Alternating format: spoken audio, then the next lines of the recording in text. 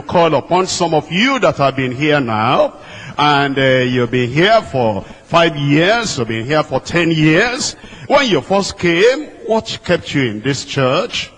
What made you to want to stay? What made you to enjoy what we were doing that time? When we preached the word and it was straightforward and very hard, what made you to stay at that time? You wanted an experience of the Lord.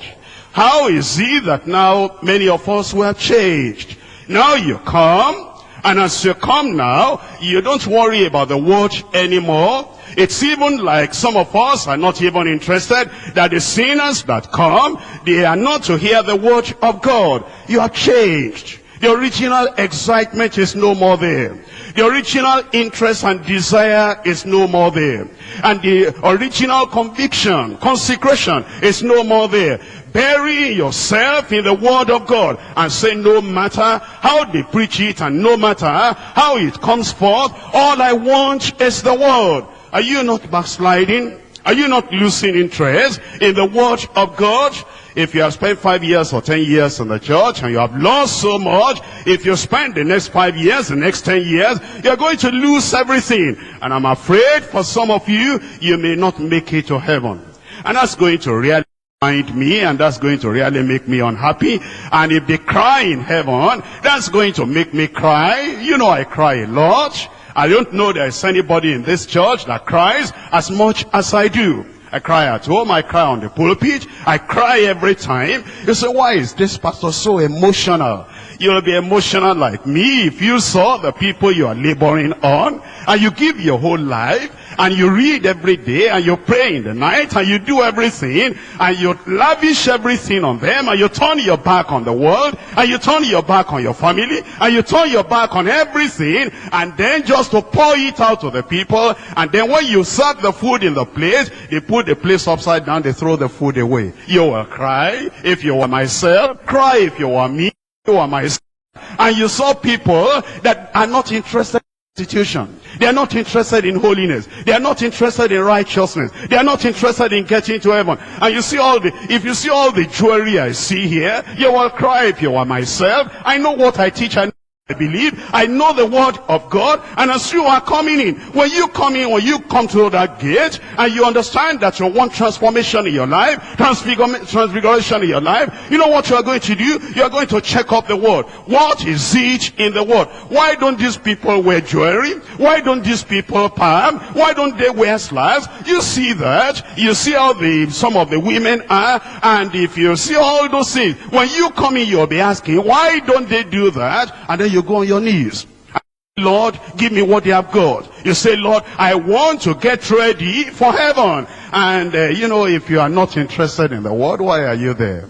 Why did you come to waste your time? You know, all that we have here, there's no convenience here. It's only those who want to get to heaven that should be here. Am I right?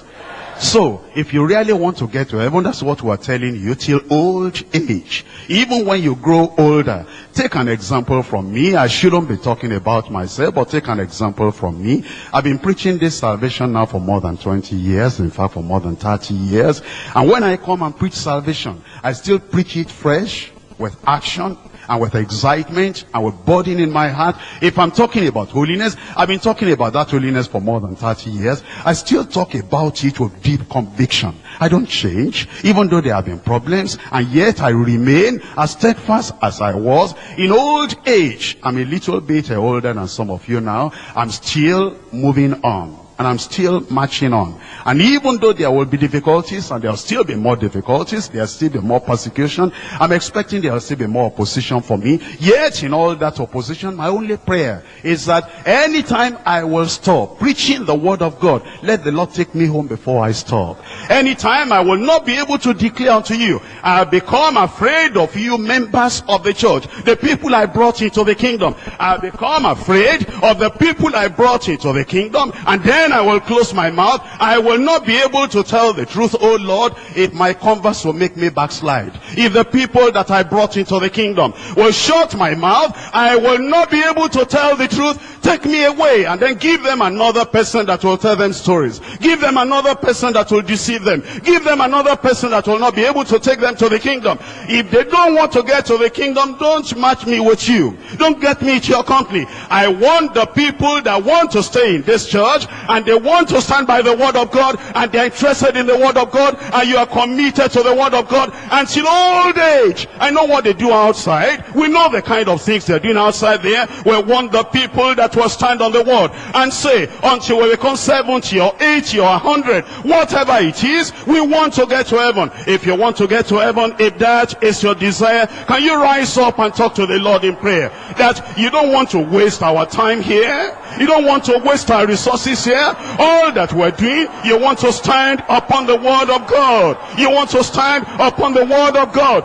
If you want to stand upon the word of God, you'll commit yourself to the Lord. Don't waste our time here.